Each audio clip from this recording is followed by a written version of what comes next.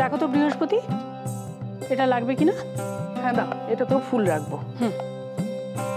সত্যি গিন্নিমা, কি সুন্দর সবকিছু গুছিয়ে গেছে রেখেছো গো। হ্যাঁ, এই দিনটার জন্যই তো এত সব। লবঙ্গ সেই কোন ছোট্টবেলায় ওকে আশীর্বাদ করার সময় স্বপ্ন দেখেছিলাম যে এই ঘরে ওরা দুজনে একসঙ্গে পুজো করবে, তাই না? দাও, কাল তোমার সেই স্বপ্ন পূরণ হবে গো। তবে একটু ভয় আছে গো বৃহস্পতি। ভয় পেও না গিন্নিমা, বাবা জীবন যখন একবার বলেছে যে পুজো হবে, সে পুজো হবেই। চলো হাত লাগিয়ে আমরা কাজগুলো সেরে ফেলি। আমাকে কি হাত লাগাতে হবে? তুই আবার কি করবি? তোমরা দুজনে কত আর করবে তাই বলছিলাম। হ্যাঁ, সে তো বটেই। আমরা কি আর পারবো? তুমি পারবে। সত্যি বৃহস্পতি, এইরকম একজন পালোয়ান ছেলে থাকলে আমাদের চিন্তা কিসের বলো? আমরা শুধুই ভেবে মরছিলাম। হ্যাঁ, তুমি এখানে থাকলে তো কাজটা খুব তাড়াতাড়ি হয়ে যাবে, না থাকাই মঙ্গল। এখান থেকে যাও, না হলে আমরা জ্বলে পুড়ে মরবো। বারে দিদি জামাইবাবুর পুজো আমি কিছু করবো না?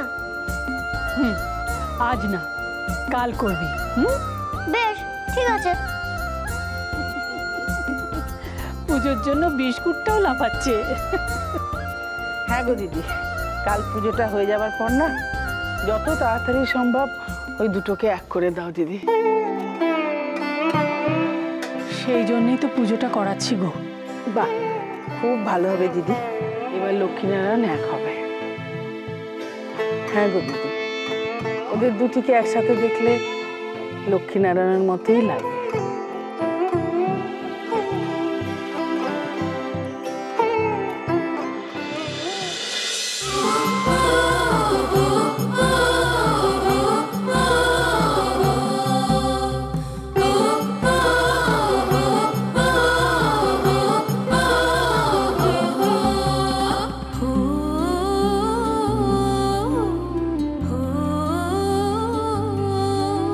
লবঙ্গ, কি ব্যাপার বলো তো? একদিনে তোমার এত ডিমান্ড? দু জায়গা থেকে ফোন এসছে খাবার সাপ্লাই করার জন্য, দু জায়গা থেকে। কালকে? কিন্তু কাল তো হবে না, কাল তো পুজো আছে। আপনি বরং ওদেরকে ফোন করে বলে দিন। আরে আমার কথাটা শোনো, কালকে না, আজকেই সাপ্লাই করতে হবে। আজকেই? হ্যাঁ, আজকেই। আমি বরং এক কাজ করি, রান্নাটা তাড়াতাড়ি সেরে ফেলি। কিন্তু আপনাকে যদি কেউ কালকের জন্য ফোন করে, আপনি কিন্তু না করে দেবেন, ঠিক আছে? আরে কালকে না করতে মানে কালকে না হয় পুজোটা হবে না, অন্যদিন হবে। পুজো নিয়ে এরকম বলতে নেই। আর কালকে আমাদের একটা বিশেষ দিন। কালকে থেকে আমরা একটা নতুন জীবন শুরু করতে চলেছি। আচ্ছা লবঙ্গ, একটা কথা জিজ্ঞেস করবো? এই যে এত কিছু হচ্ছে বাড়িতে, এত সব কথাবার্তা, এই রেহানা এত কিছু বলছে, তুমি এসব শুনেও এখনো আমাকে এতটা বিশ্বাস করো?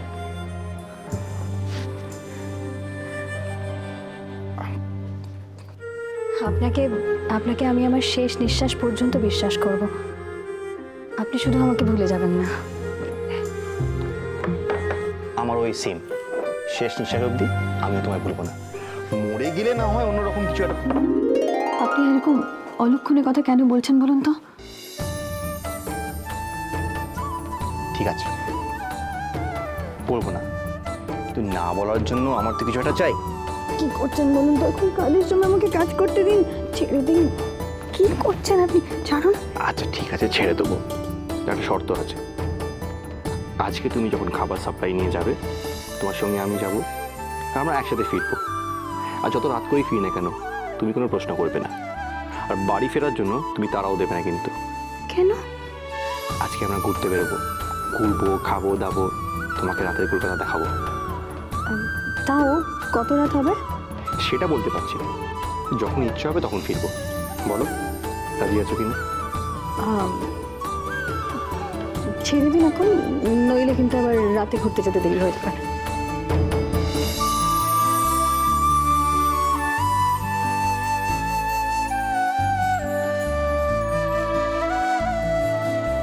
আমরা কোথায় যাচ্ছি আন্টি? নীল আর লবঙ্গকে আলাদা করতে। মানে আমরা বাইরে বেরিয়েছি নীল আর লবঙ্গকে আলাদা করতে? আপনার প্ল্যানটা ঠিক কি বলুন তো? কালকে লবঙ্গর কাছে তুমি জিততে চাও, হ্যাঁ, কালকে পুজোতে নীলের পাশে তুমিই বসবে লবঙ্গ, আর তারই ব্যবস্থা করতে যাচ্ছি। কিন্তু সেটা কি করে সম্ভব? মানে আমি কিছু বুঝতে পারছি না।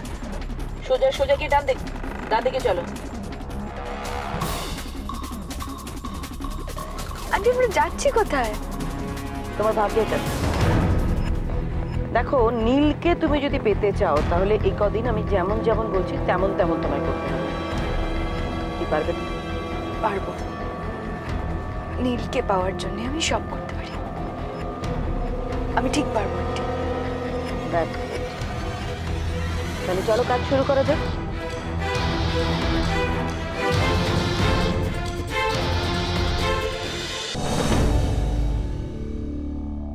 আজ ওদের সাথে কথা হলো জানেন, ওরা খাবার খেয়ে ভীষণ খুশি আর বললো যে আমি ওই মাসকাবারি খাবার দিতে পারবো কিনা। আমার আপত্তি আছে। মানে মাসকাবারি খাবার দিতে আপনার আপত্তি? না, খাবার দিতে আমার আপত্তি নেই, এই কাজের পর কাজ শেষ করে কাজের কথা বলতে আমার আপত্তি আছে। তাহলে কি আমরা চুপ করে বসে থাকবো? না, চুপ করে বসে থাকবে কেন? এই যে আমরা ঘুরতে বেরিয়েছি, ঘুরবো ফিরবো, আনন্দ করবো, কাজ নিয়ে কোনো কথা বলবো না। আজকে আমাদের মাঝখানে কেউ আসতে পারবে না, এমনকি কাজও নয়।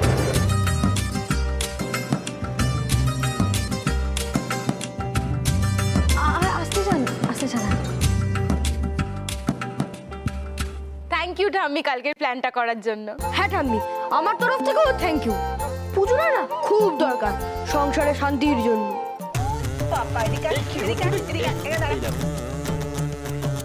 খুব পেকেছো তুমি না, সারাক্ষণ পাকা পাকার কথা। যাও পড়তে যাও। উফ মা, পড়াটা তো সারা জীবন থাকবে, কোনো দিনও শেষ হবে না। ফেল করলে হবে না, এটা শিওর। ফেল? আমি? মা, কালকের দিনটা কিন্তু শুধু একবারই আসবে, তারপরে পড়া পড়া আর পড়া। আচ্ছা আচ্ছা, হয়েছে হয়েছে, সবাই ভালো করে শুনে রাখো, কাল কিন্তু সকাল সকাল পুজো। মিস্টার দত্ত, কোনো রকম কোনো কনফিউশন নেই তো? না ম্যাডাম, কোনো কনফিউশন নেই, খুব ভালো ভেবেছেন।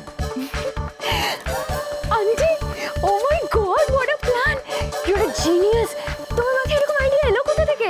এখন এত নাচানাচি একদম করো না, আগে কাজটা ঠিকঠাক হতে দাও। ওকে মিস্টার দত্ত, আপনি কাজটা ঠিকঠাক করতে পারবেন তো? মানে কারোর কোনো সন্দেহ যেন না হয়। না ম্যাডাম, কোনো সন্দেহ হবে না, সব ঠিকঠাক হয়ে যাবে। আসলে আগের বার লবঙ্গ রকম একটা রণংদেহী মূর্তি নেবে, এটা তো কেউ ভাবতে পারেনি। হ্যাঁ, কেন? আগেরবার কি হয়েছিল?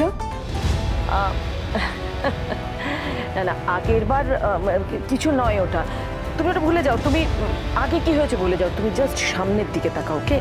আর শোনো, তোমাকেও কিন্তু এখন বুদ্ধি করে চলতে হবে, কারোর যেন কোনো সন্দেহ না হয়। কেউ যদি কিচ্ছু বুঝতে পারে তাহলে কিন্তু শেষ। কেউ কিচ্ছু বুঝতে পারবে না আন্টি, কেউ কিচ্ছু বুঝতে পারবে না। এবার জিতটা শুধু আমারই হবে। গুড, আলটিমেটলি জিতবো আমি। লবঙ্গের সঙ্গে যে অনেক হিসেব বাকি।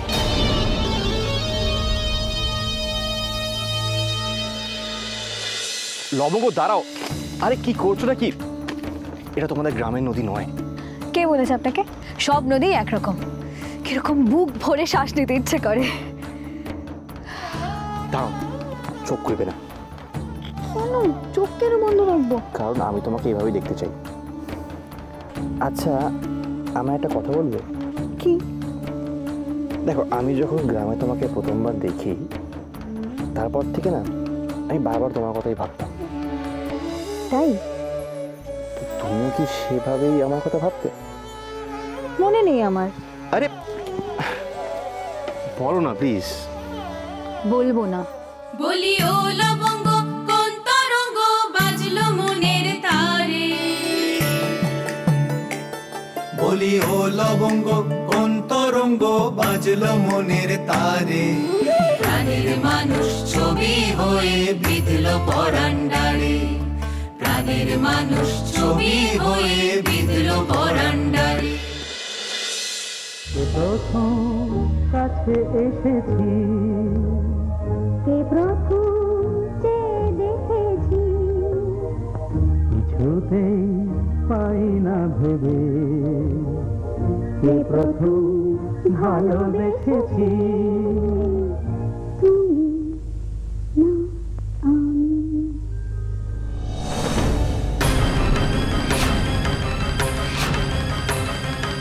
ইমোশনালি নেয় না সবকিছু। তুমি রাস্তায় দাঁড়িয়ে ফুচকা খাচ্ছ এভাবে?